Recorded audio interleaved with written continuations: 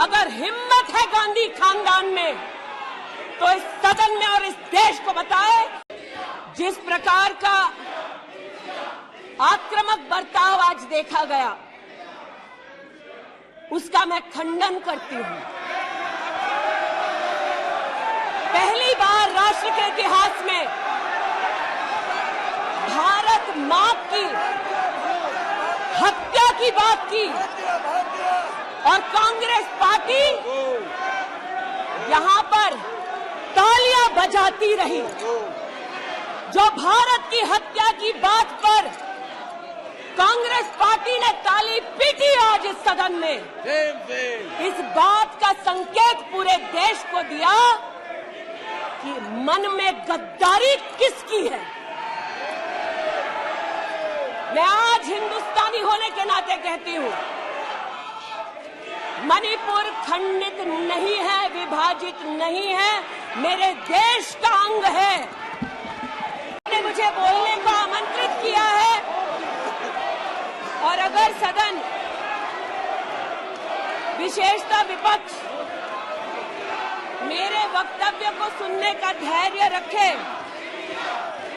तो बहुत सारी चीजें उजागर हो सकती हैं। You are not India, for India is not corrupt, India believes in merit and not dynasty, and today of all the days people like you need to remember what was told to the British: quit India, corruption quit India, dynasty quit India, merit now finds place in India. एक बात पर मैं आपत्ति अभी दर्ज करती हूं अध्यक्ष जी,